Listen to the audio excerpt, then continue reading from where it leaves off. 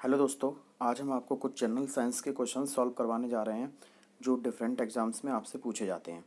किसी न किसी एग्जाम्स में आए हुए क्वेश्चन हैं, ये बहुत इंपॉर्टेंट क्वेश्चन है और आज हम इन्हें पूरा सॉल्व करवा रहे हैं और इनके जितने भी ऑप्शन हैं उनके बारे में बता रहे हैं कि ये किस तरीके से किसी और क्वेश्चन के फॉर्म में हमसे पूछे जा सकते हैं। तो स्टार्ट करते हैं क्वेश्चन नंबर 5 से। क्वेश्चन नंबर 5 है, जीन का कृत्रिम संश्लेषण किसने किया। जीन का कृत्रिम संश्लेषण means artificial synthesis of gene सबसे पहले किसने की थी। तो याद रखना है, डॉक्टर हरगोविंद खुराना ने सबसे पहले आर्टिफिशियल जीन सिंथेसिस की थी। लैब में सबसे पहले जीन किसने बनाया था? हरगोविंद खुराना ने। बहुत इंपॉर्टेंट क्वेश्चन है, इंडियन साइंटिस्ट है, आपसे पूछा जा सकता है, इसे अच्छे से याद रखना है। हरगोविंद खुराना ने सबसे पहले आर्टिफिशियल जीन सिंथेसिस की थी। तो क्वेश्चन नंबर 5 कंप्लीट हुआ। 5 में सबसे पहले हमसे पूछा गया था कि आर्टिफिशियल जीन सिंथेसिस सबसे पहले किसने की, तो डॉक्टर एच.जी. खुराना। याद रखना है, इंपॉर्टेंट क्वेश्चन है। नेक्स्ट क्वेश्चन है, पुष्पों का अध्ययन कहलाता है। जैसे डिफरेंट चीज़ों का एक अध्ययन होता है, उसकी एक ब्रांच होती है, स्टडी उसकी एक ब्रांच होती है, उसी तरह से जो फ्लावर्स होते हैं उनकी भी स्टडी की एक ब्रांच होती है। अब देखो, इसके 4 ऑप्शन है, anthology, agrostology, phenology and palynology. अब हमें याद रखना है, इन चारों के बारे में सबसे पहले पता होना चाहिए। अब देखते हैं एग्रोस्टिलॉजी। याद रख लो या कॉपी पे लिख लो, एग्रोस्टिलॉजी का मतलब होता है स्टडी ऑफ ग्रासेस। जो घास होती हैं उनकी स्टडी क्या कहलाती है? एग्रोस्टिलॉजी। एग्रोस्टिलॉजी स्टडी ऑफ ग्रासेस कहलाती है। पैलिनोलॉजी, पैलिनोलॉजी का मतलब पैलिनो, जैसे पता चल रहा है पैलिनो, पॉलन ग्रेन। जो पॉलन ग्रेन होते हैं, फ्लावर के जो पॉलन ग्रेन होते हैं उनकी जो स्टडी होती है, that is called the palynology. Phenology इसे देख छोड़ दो। एंथोलॉजी, एंथोलॉजी अब बचा है एंथोलॉजी। एंथर, एंथर का मतलब क्या होता है? जो मेल पार्ट होता है, मेल रिप्रोडक्टिव पार्ट जो होता है फ्लावर का, उसे एंथर कहते हैं। एंथर से लिया गया है anthology. So study of flower is called the anthology. तो समझ में आया, anthology study of flower, agrostology is the study of grasses and palynology is the study of pollen grain. ठीक है, क्लियर। नेक्स्ट क्वेश्चन इज, वह पौधा जो नए संसार से पुराने संसार में लाया गया। अब देखो, नया संसार कौन सा है? जितने भी यूएस वाले कंट्री हैं, अमेरिका के साइड के कंट्री हैं, वो न्यू वर्ल्ड कंट्री हैं, और हमारे तरफ वाले कंट्री, इंडियन कंट्री जो है, इंडिया के आसपास के जो कंट्री हैं, ये ओल्ड वर्ल्ड कंट्री हैं। तो अब इसमें पूछा गया है कि ऐसा कौन सा पौधा है जो नए संसार से पुराने संसार की तरफ ला गया। तो नए संसार से पुराने संसार की तरफ लाया गया, याद रखना है कौन सा? आलू। पोटैटो क्या है? न्यू वर्ल्ड से ओल्ड वर्ल्ड की तरफ आया था। और याद रखना है, ओल्ड वर्ल्ड से न्यू वर्ल्ड की तरफ कौन कौन गया था? चावल और गेहूं।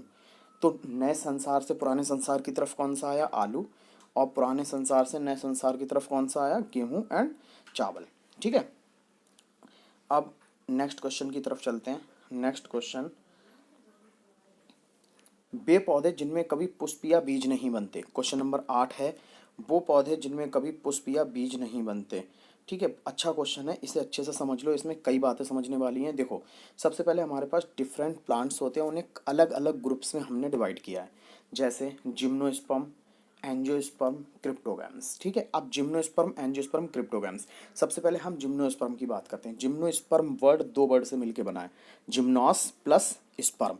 जिम्नोस का मतलब होता है नेकेड, और स्पर्म मीन्स होता है सीड, मतलब नेकेड सीड। नेकेड सीड का मतलब जब सीड के ऊपर फ्लावर ना हो तो उसे नेकेड सीडेड प्लांट कहते हैं। जैसे जिम्नोस्पर्म, जिम्नोस्पर्म में क्या होता है? फ्लावर नहीं पाया जाता, सीड पाया जाता है ओनली। एंजियोस्पर्म, एंजियोन मीन्स होता है covering. Angiosperm covering means seed के ऊपर अगर कोई कवरिंग है तो वो एंजियोस्पर्म्स में आते हैं। जैसे जो एंजियोस्पर्म होते हैं उसमें सीड के ऊपर फ्लावर पाया जाता है, तो एंजियोस्पर्म में फ्लावर और सीड दोनों पाए जाते हैं। जिम्नोस्पर्म में ओनली सीड पाया जाता है। क्रिप्टोगैम्स, क्रिप्ट्स मीन्स होता है छुपा हुआ। तो छुपे हुए मीन्स इस फ्लावर, इस जो प्लांट में क्या होता है? ना तो सीड होता है ना ही फ्लावर्स होते हैं, उन्हें कहते हैं क्रिप्टोगैम्स। अब बात आती है कि क्रिप्टोगैम्स के एग्जांपल्स कौन से हो सकते हैं। तो क्रिप्टोगैम्स में एग्जांपल्स में टेरिडोफाइट एंड ब्रायोफाइट्स होते हैं, मीन्स मॉस एंड फर्न्स जो होते हैं वो क्रिप्टोगैम्स में रखे जाते हैं। इंपॉर्टेंट क्वेश्चन है, जिम्नोस्पर्म, एंजियोस्पर्म, क्रिप्टोगैम्स के बारे में पूछा जा सकता है। जिम्नोस्पर्म में ओनली सीड्स होते हैं, नॉट फ्लावर्स। एंजियोस्पर्म में seeds and flower both are present. और क्रिप्टोगैम्स टेरिडोफाइट और ब्रायोफाइट, मॉस एंड फर्न, जिसमें ना तो पुष्प पाए जाते हैं ना ही बीज पाए जाते हैं। इंपॉर्टेंट क्वेश्चन है, पूछा जा सकता है कई अलग अलग फॉर्म में। अब आते हैं question number 9। National botanical research institute स्थित है। National botanical research institute means NBRI। NBRI याद रखना है, NBRI लखनऊ में है। NBRI कहाँ है? लखनऊ में। एक इंस्टीट्यूट और है IARI, Indian agriculture research institute, IARI है दिल्ली में। तो 2 इंस्टीट्यूट बताए, इसे कॉपी पर नोट कर लो। Pen copy must, pen copy ज़रूरी है जब आप किसी भी वीडियो लेक्चर को कर रहे हैं। तो अब याद रखना है NBRI national botanical research institute Lucknow में है, और IARI Indian agriculture research institute कहाँ है? दिल्ली में। तो 2 ये इंस्टीट्यूट है, अच्छे से इन्हें याद कर लो। डिफरेंट एग्जाम्स में आपसे बीएड, नेट और जगह जगह पूछे जा सकते हैं। नाउ क्वेश्चन नंबर 10, वनस्पति शास्त्रियों के अनुसार स्थल पर सर्वप्रथम आने वाले पौधे समान थे। देखो अभी बताया क्रिप्टोगैम्स, क्रिप्टोगैम्स में 2 तरह के प्लांट आए थे, ब्रायोफाइट और टेरिडोफाइट। अब जो ब्रायोफाइट्स थे उन्हीं को कहते हैं मॉस। ब्रायोफाइट्स मॉस होते हैं और टेरिडोफाइट्स फर्न होते हैं। तो सबसे पहले अगर ज़मीन पे कोई पौधे आए थे तो वो मॉस थे, मॉस टाइप के प्लांट थे। मॉस क्या होते हैं? बरसात में जो दीवार पे एक मखमली लेयर बन जाती है ग्रीन कलर की, वो मॉसेस होते हैं। और मॉसेस में क्या होते हैं? ना तो फ्लावर्स होते हैं ना सीड होते हैं। तो सबसे पहले अगर स्थल पे आने की बात करें तो वो कौन थे? मॉस थे। Okay, now next question 11 number question की बात करेंगे। 11 नंबर क्वेश्चन क्या है? केंद्रीय राष्ट्रीय वनस्पति संग्रहालय। अभी हमने NBRI के बारे में बताया, national botanical research institute Lucknow में है, और IARI Indian agriculture research institute Delhi में है। अब केंद्रीय राष्ट्रीय वनस्पति संग्रहालय, अगर इस म्यूजियम की बात करें तो ये शिवपुर में है। ये इंडिया का सबसे बड़ा बोटानिकल इंस्टीट्यूट है। बोटानिकल गार्डन या बोटानिकल इंस्टीट्यूट या म्यूजियम इंडिया का सबसे बड़ा शिवपुर कोलकाता में है, हावड़ा में है। ओके, तो 3 बताए, NBRI, IARI और केंद्रीय राष्ट्रीय वनस्पति संग्रहालय। NBRI लखनऊ, IARI दिल्ली और केंद्रीय राष्ट्रीय वनस्पति संग्रहालय कोलकाता। ये भी याद करने वाली बात है, इंपॉर्टेंट है। अब ये भी क्वेश्चन आ चुका है कि हरगोविंद खुराना प्रसिद्ध हुए थे। जो हमने 5th क्वेश्चन सॉल्व करवाया था, हरगोविंद खुराना क्या किया था? उन्होंने आर्टिफिशियल जीन सिंथेसिस की थी, मीन्स प्रयोगशाला में जीन का संश्लेषण किया था। और आनुवंशिक कोड मीन्स जेनेटिक कोड, अगर देखा जाए तो HG खुराना ने बहुत काम किए हैं। उन्होंने सबसे पहले आर्टिफिशियल जीन सिंथेसिस इंडिया में की, और उन्होंने जेनेटिक कोड की भी डिस्कवरी की थी। इंपॉर्टेंट है, HG खुराना से रिलेटेड क्वेश्चंस एग्जाम में पूछे जा सकते हैं, क्योंकि इंडियन साइंटिस्ट हैं और इन्होंने बहुत काम भी किए हैं। तो आर्टिफिशियल जीन सिंथेसिस और जेनेटिक कोड की डिस्कवरी किसने की? डॉक्टर HG खुराना ने। क्वेश्चन नंबर 13 पे आते हैं। क्वेश्चन नंबर 13 में क्या है? क्वेश्चन नंबर 13 में है इलेक्ट्रॉन सूक्ष्मदर्शी से कितना गुना बड़ा देखा जा सकता है। अब देखो, सूक्ष्मदर्शी मीन्स माइक्रोस्कोप। क्या करते हैं? जो हमारी बॉडी में सेल्स होती हैं या प्लांट में सेल्स होती हैं, उनका साइज बहुत छोटा होता है, माइक्रोमीटर्स में होता है। तो उन्हें देखने के लिए हमें माइक्रोस्कोप्स का यूज किया जाता है। माइक्रोस्कोप्स क्या करते हैं? साइज को बड़ा कर देते हैं। बहुत तरह के माइक्रोस्कोप होते हैं। सिंपल माइक्रोस्कोप होते हैं जो साइज को थोड़ा सा बड़ा करते हैं, कंपाउंड माइक्रोस्कोप होते हैं जो साइज को और ज़्यादा बड़ा करते हैं, और फिर आते हैं इलेक्ट्रॉन माइक्रोस्कोप। इलेक्ट्रॉन माइक्रोस्कोप क्या करते हैं? किसी बहुत छोटी चीज़ को बहुत बड़ा दिखा देते हैं। तो याद रख लो, इलेक्ट्रॉन माइक्रोस्कोप से 20,000 बड़ा देखा जा सकता है। 20,000 मीन्स अगर एक सेल है तो उसका 20,000 गुना बड़ा हम उसे देख सकते हैं by the use of electron microscope. Next question is कोशिका सिद्धांत का प्रतिपादन किसने किया था? अब देखो, एक बहुत इंपॉर्टेंट चीज़ है ये कोशिका सिद्धांत। कोशिका सिद्धांत के बारे में बताएंगे। सबसे पहले सेल को डिस्कवर किया था रॉबर्ट हुक ने। अगर हम रॉबर्ट हुक की बात करें तो रॉबर्ट हुक ने सबसे पहले सेल को डिस्कवर किया था। सेल को डिस्कवर किसने किया? रॉबर्ट हुक ने। लेकिन जब कोशिका सिद्धांत का मतलब होता है सेल के बारे में बताना, कि सेल के कुछ पैक्यूलियर फीचर्स क्या हैं, सेल क्या है, सेल मतलब कुछ ऐसे फीचर्स जो सेल को आइडेंटिफाई करते हैं कि ये सेल है, उसे कहते हैं कोशिका सिद्धांत। याद रखना है, कोशिका सिद्धांत को स्लाइडन और स्वान नामक 2 साइंटिस्ट थे, इन्होंने बताया था। तो कोशिका सिद्धांत किसने बताया था? स्लाइडन एंड स्वान। स्लाइडन एंड स्वान ने क्या किया? कोशिका सिद्धांत के बारे में बताया था। अब नेक्स्ट क्वेश्चन चलते हैं, क्वेश्चन नंबर 15, जीव द्रव्य में सबसे अधिक मात्रा किसकी होती है? याद रख लो, ये क्वेश्चन इंपॉर्टेंट है। हमारी बॉडी के फॉर्मेशन में, मीन्स अगर हमारी बॉडी में कोई सिस्टम का फॉर्मेशन हो रहा है या कोई भी चीज़ का फॉर्मेशन हो रहा है, तो उसके लिए सबसे ज़्यादा रिक्वायरमेंट होती है प्रोटीन की। तो जीव द्रव्य में सबसे अधिक मात्रा किसकी होती है? प्रोटीन्स की।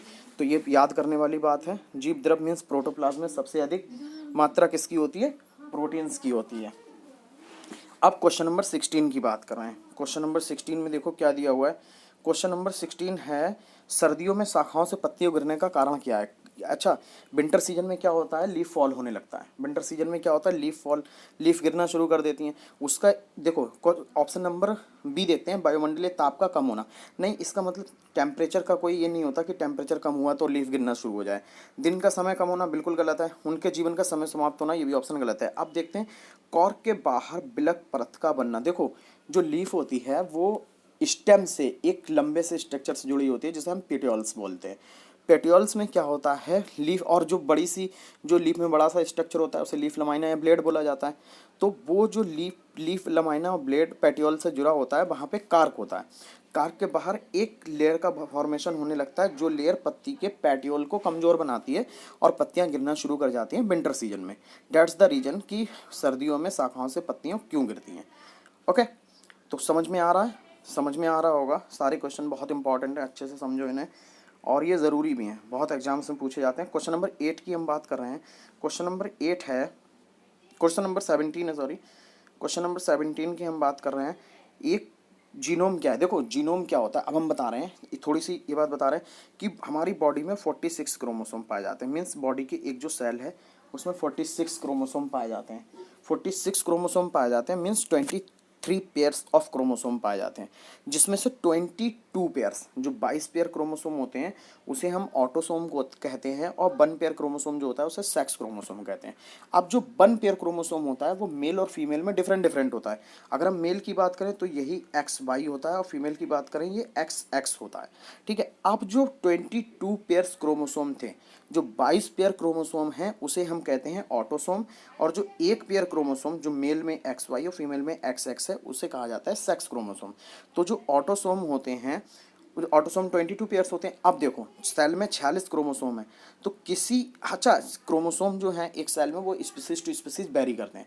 जैसे सपोज करो हम लोगों में 23 पेयर्स हैं, और कहीं 20 पेयर्स होंगे, कहीं 26 पेयर्स होंगे, कहीं पे 2 पेयर्स हैं, कहीं पे 4 पेयर्स हैं। ठीक है, तो किसी भी एक स्पीसीज के हैप्लॉइड जो नंबर होता है क्रोमोसोम का, हैप्लॉइड नंबर मतलब आधा क्रोमोसोम, ठीक है, वो क्या कहलाता है, जीनोम कहलाता है। तो हम लोगों में 46 क्रोमोसोम है, 40 का आधा हुआ 23, तो 23 क्या कहलाएगा, एक ह्यूमन का जीनोम कहलाएगा। तो एक जाति के गुणसूत्रों की अगुणित संख्या क्या कहलाती है, जीनोम कहलाती है। बात समझ में आई। 46 क्रोमोसोम सेल में थे जी, 23 पेयर्स हुए, ये 22 ऑटोसोम है, 1 पेयर सेक्स क्रोमोसोम है।